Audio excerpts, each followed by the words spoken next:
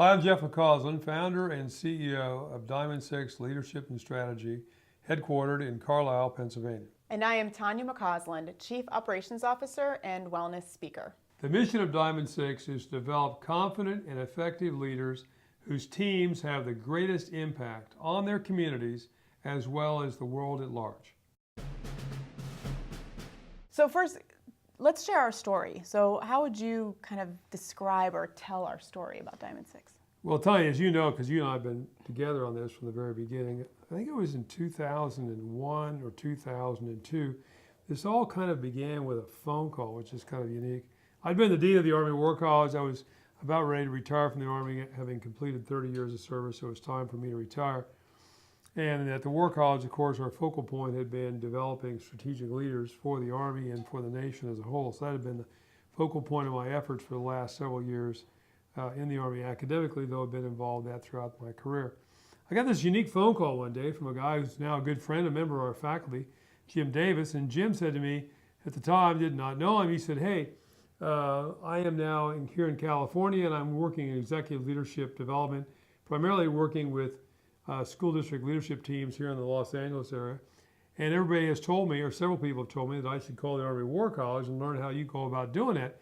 And I remember being a bit shocked, and I said to him, I said, hey, look, fella, you need to understand this is the Army War College. I emphasize those words pretty severely. And he replied to me and he said, you need to understand that running a large school district in a major metropolitan area in the United States is about as close as you're going to get to war without being shot at. So I laughed and I said, well, come on out and we'll be happy to host you and show you how we do our business. Jim came out. We did that for him. We became fast friends.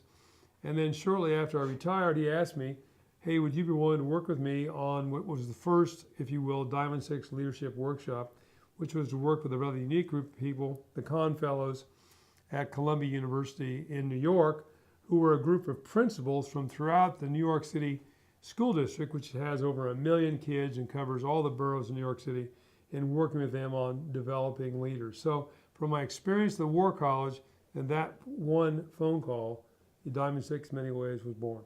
Yeah, I think it's a kind of a neat story, and I think that phone call was, why we're here now, It is exactly why we're here now, and it's been a great ride. So now we have this breadth of faculty. I think we started with, obviously, you, right, and a few folks, and now we have 30 or more faculty members from across the country who are really experts in their various fields everywhere, everything from military to corporate experience, nonprofit, education, and so forth, which I think is really neat. We've since increased our services and the seminar topics that we now teach. There's probably at least 40 or 50 seminar topics that we now do.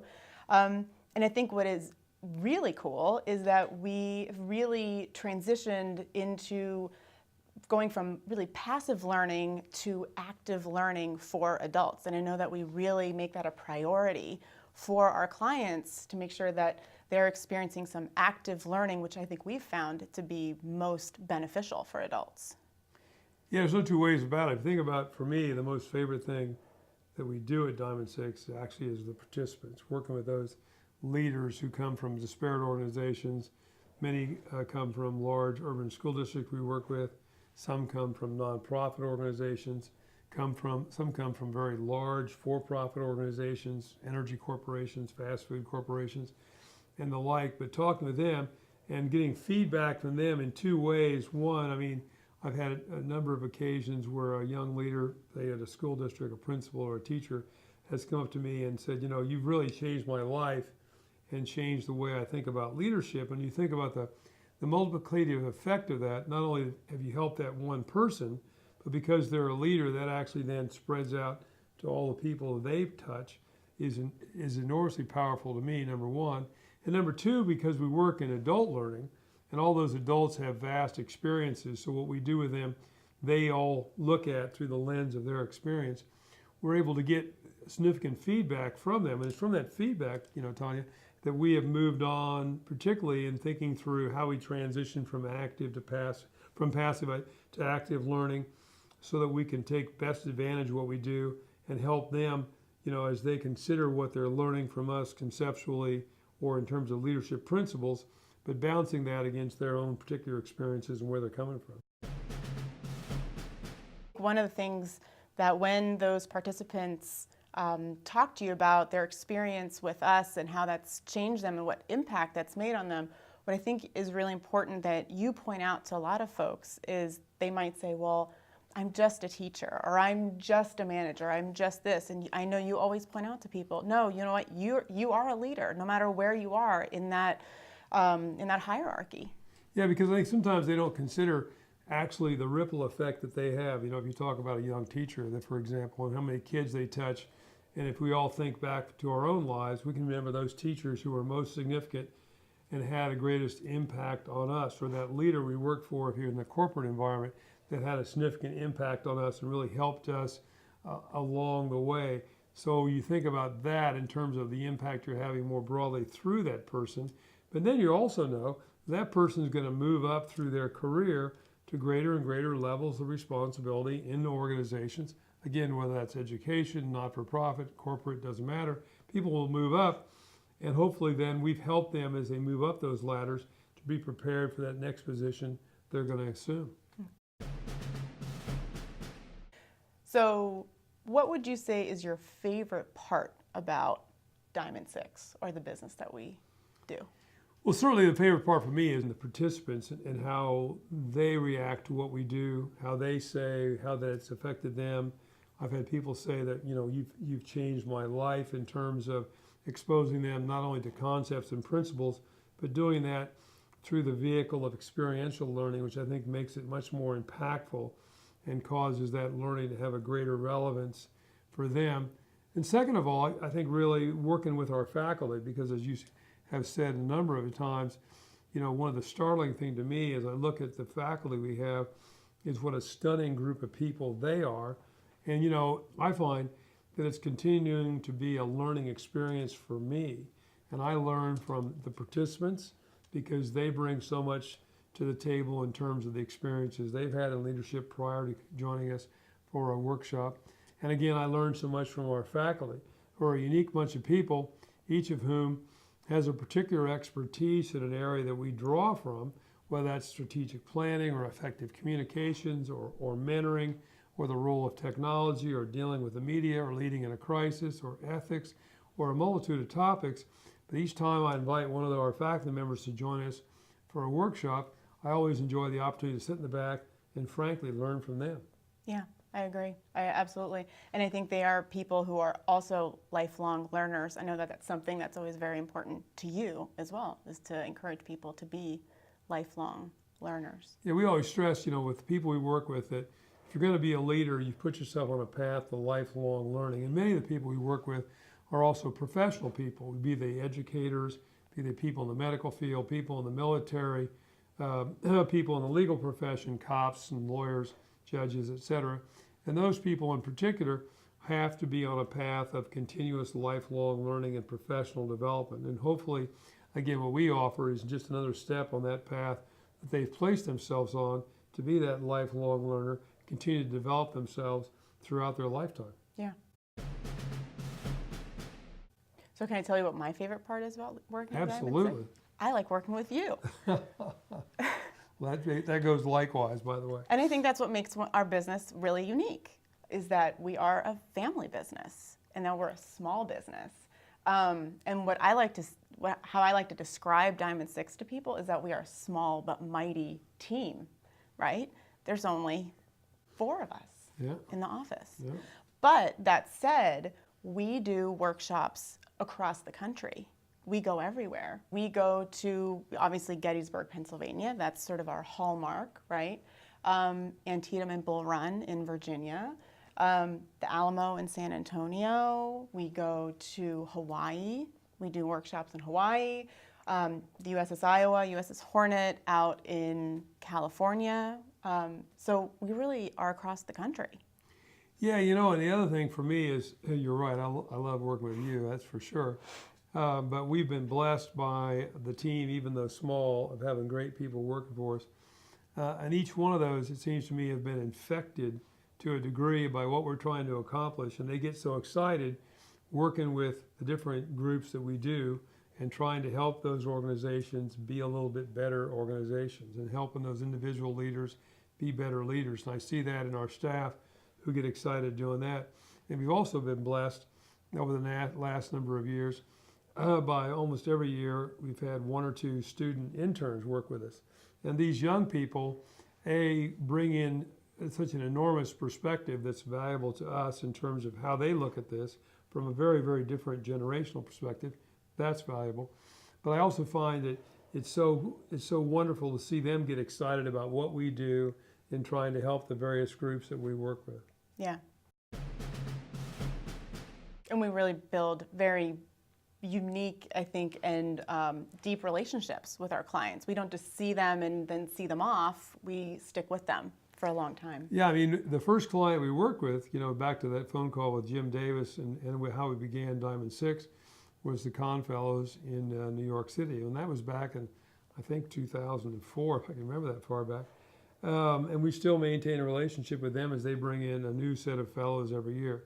Another group we've worked with for a long number of years is working with the Association of School Business Officials, who bring together from across the country chief financial officers, business managers from large school districts all across America. And we've been privileged to do their executive leadership workshop, as you all know, and you've contributed mightily to that annually. So I know one thing that's really important to you is making it clear that we do development, not training. So explain the difference and why you really insist that it's development that we do. Yeah, and some may say I'm splitting a hair here, but I think there's a very important difference in how you think about it. And that's why I always stress this. When people say, I need leadership training, I say, no. Training is a repetitive thing that I do until I get I'm able to do that, without thinking about it too hard. Like when I was in the Army, taking my rifle apart and putting it together was training. Shining my shoes was training. I did it over and over until I got good at it. Fixing my car is training. Even in some ways, learning a foreign language is training. It's through repetitive doing something that you actually learn that particular skill. Development is different. Development causes a human being to take their own experiential basis and then go through a new experience, be presented with new concepts, new ideas, and from that synthesis of my own experience and this new experience comes new knowledge, and then I apply that new knowledge as I go ahead. So it's a much more intellectual as opposed to being a strictly repetitive type of an exercise, and forces them to think, consider, process for themselves, and perhaps draw insights from this experience that are unique to them based on their background and based on their expectations of where they're going to go. So I think the two are very different, and therefore I always try to make that differentiation. When people say, well, I want leadership training, I go, no. Leadership is development. Fixing your car is training. Right. So why is our business called Diamond6? Why did you pick that name? Yeah, that's kind of a unique story in and of itself. And it comes back to my time in the Army. And I did spend 30 years in the Army, and I was in the field artillery. And I commanded an artillery battalion during the Gulf War in 1990 and 91. Which was without a doubt the most unique and perhaps the most stressful, certainly the most stressful leadership experience I had, where I had to deploy about 750 guys from Germany, that's where we were, to Saudi Arabia in December of 1990, and then move up onto the border between Iraq and Saudi Arabia in December of 1990, and then prepare, and we were part of the very first troops who went into Iraq. In fact, in many ways, I'm pretty well convinced we fired some of the first artillery rounds in the entire ground face of that operation. I was able to, with the help of an enormous bunch of talented young NCOs, soldiers, and young officers, to go through that whole experience and being in combat. Had several guys get wounded but didn't lose anybody. And I always said that was through enormous leadership on their part in getting us through that. So as a consequence, I said, if I ever create an organization of my own, I'm going to do something that remembers that significant event for me. Well, my radio call sign was actually Diamond6. And that comes from the way the Army does those things. They take a noun, in this case it was diamond, which had historically been ascribed to that particular unit. And 6 is the commander, 5 is the deputy commander, 4 is the logistician, 3 is your operations officer, 2 is the intel officer, and 1 is your personnel officer. So anytime you hear so-and-so 1, you know it's that organization's personnel officer. So I said, okay, with that in mind, I'm going to call this organization Diamond6, just to honor that outstanding bunch of soldiers and that very stressful experience that we had there in Southwest Asia. So what would you say makes Diamond6 unique as a business and the work that we do? One of the things we try to do is follow a watchword that we like, which is learn from the past and prepare for the future. While I was dean of the War College, we always used Gettysburg as a staff ride, which is very traditionally military, using an old battle to take officers out for them to examine in case, particularly for an examination of tactics and operations, some leadership, but more focused on the military aspects. It always seemed to me that one could take that same case study and use it as a vehicle for people to think about leadership. So using past experiences. And over time now we've developed that in a more broad array to offer up other opportunities, whether it's Bull Run, Antietam, Pearl Harbor, the Alamo, and other things. So that was one thing. So using that as sort of our paradigm, what we've tried to do with multi-day leadership workshops is use one of those leadership historical experiences as a case study to examine principles and concepts of leadership. And then, if you will, on subsequent days, say, okay, let's look at contemporary issues of leadership that the organization thinks is particularly relevant to what their needs are. So stylize this for the client. If you're with the very senior leaders of the organization, for example, you might spend more time on strategic planning or strategic visioning or thinking where we're going in the future. If you're working with more middle management people, you might think about team building or effective communication. So it really varies based on who are the exact participants in the organization and what do they think is the organizational need. And then thirdly, look into the future. And we've also been very fortunate over the last very many number of years to have a close association with a place down in Washington where I'm a senior associate fellow, the Center for Strategic and International Studies. And they've done this fantastic program looking into the future, continually updating that, called the 7 Revolutions, and trying to say, what will the world look like about 25 or 30 years from now? So if you do a multi-day workshop, you've taken one of our experiential workshops like Gettysburg, looked at concepts and principles, then spent a couple of days or whatever period of time the organization can devote looking at contemporary topics, and then concluding by examining this very dynamic presentation by CSIS, saying, well, where's the future? What are the challenges of the future? And hopefully applying some of that knowledge we've gained on the first couple of days as we consider how are we as an organization going to begin to prepare ourselves for that emerging reality. Right. And I think it creates a nice kind of, the word that you like to use often is holistic approach to leadership development, not just one view of it, one angle. It's really holistic, has this nice arc to it.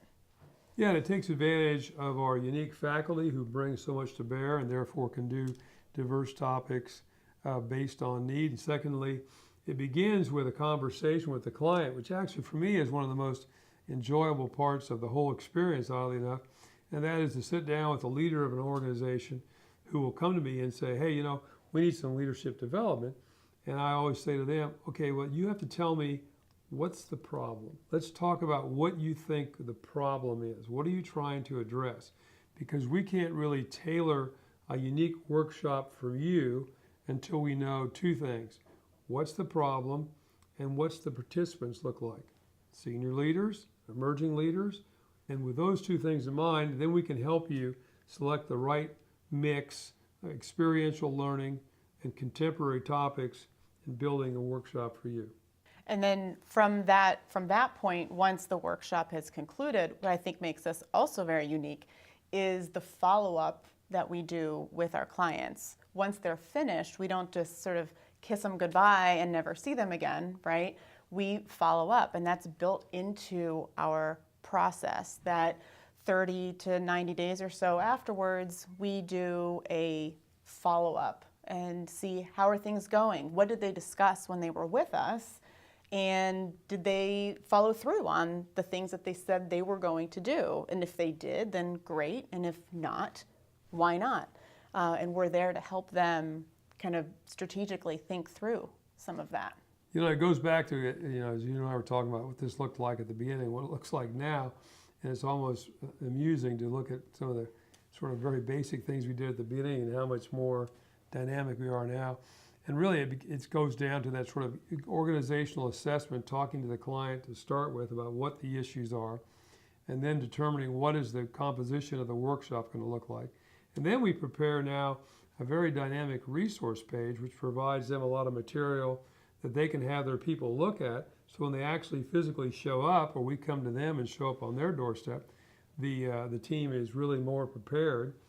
That, you know, but tailored uniquely to what that workshop's going to be all about. And then, as you quite rightfully said, and then meeting with them 90 days after to say, okay, this is what you told us that you learned. Because one thing we try to do every day when we have a workshop, as you well know, is have what I call the so what conversation at the end of the day. Right. And that is to say to the group, okay, here's what we did today. Now, let's take time over dinner or at the end of the day and have a conversation that goes like this. What did you learn today that you found was most important to you that you're going to take home and try to apply individually? Or what did you learn today that you think was most impactful for your organizations you're going to try to apply? And we accumulate those particular insights over the course of the workshop, and then we meet with them 90 days later. We say, okay, this is what you guys said was most impactful. What of these have you applied, and how did it work out for you? And that, I think, just is a matter of impressing and, if you will, underscoring learning with a professional group of people. When we first started out, Gettysburg Leadership Seminar was really the service that we offered, and which has grown over time and evolved over time. And it's still our mainstay, one of our most popular ones. Can you describe that particular seminar and what people get out of it? Well, you know, it goes back to my time at the War College. We had taken the War College students down there very traditionally as a staff, or what they call a military staff ride. And having done that a number of times, it occurred to me, you know, this is just a case study of an organization in a crisis. And in a crisis, we see good and bad leadership stick out very, very distinctly. So if you dampen down the emphasis on strictly military things, it serves as a case study that any group of people could use to look at leadership principles and concepts. And so what I like to often say is, you know, if we as a group of smart people, and all the groups we work with are very smart and well-organized folks, if we took them to any organization and they were granted free access where they could go around and ask questions, see what was going on, after a couple of days, we could make some pretty insightful comments about how well or how poorly that organization was run. But if we happened to be there when things were really going bad, a crisis occurred, then what's good and bad about how the organization is being led or run would stick out in bold relief. And that, in essence, once again, is a crisis.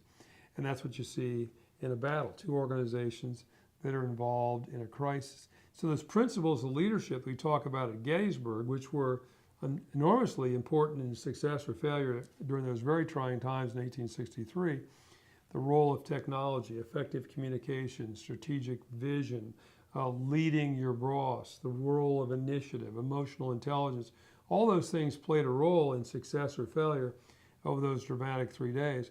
But those concepts and principles are just as important to leaders in the 21st century, and frankly just as bedeviling in many cases to leaders in the 21st century as they were back to those folks back in the 19th century. So it just serves as a great vehicle to examine them. And then furthermore, I think people, mostly adults and professional adults, they like learning through stories. They like the whole idea of a story. They like the whole idea of being outside and experiencing it. And when you talk about what does it take to build a team, you know, if you're standing on the seminary ridge and you're saying, okay, we're going to walk 1.1 miles as the Confederates did on the third day and attack that ridge line over there, well, what does it take to build a team to do that? And if you're standing there looking at that ground, it obviously has a greater impact on you than, frankly, if you were sitting in a classroom and looking at PowerPoint slides or trying to do it in that fashion. Right. So speaking of Gettysburg, we now have evolved to doing many other locations across the country, historic locations like Antietam and Bull Run, for example. We now do the Alamo in San Antonio, Texas, the USS Iowa, USS Hornet, which are out in Southern and Northern California, the Nixon Library, also in California, another location we do, and then finally Pearl Harbor in Hawaii. So we have now gone from Gettysburg to Hawaii, and we do those case studies all over. And we've actually added a new one, you may recall, in the last year, and that's the Battle of Yorktown. Right. And going down and working with the Colonial Williamsburg Foundation, which has been great fun. And this has offered, I think, us, for me, a great, unique experience and great fun. Examine all these historical experiences, using those as vehicles to talk about leadership, and along the way, built great relationships with a number of really unique places. For example, the Alamo. We've done leadership workshops at the National World War II Museum in New Orleans, Louisiana, Colonial Williamsburg, the Nixon Library, as you mentioned.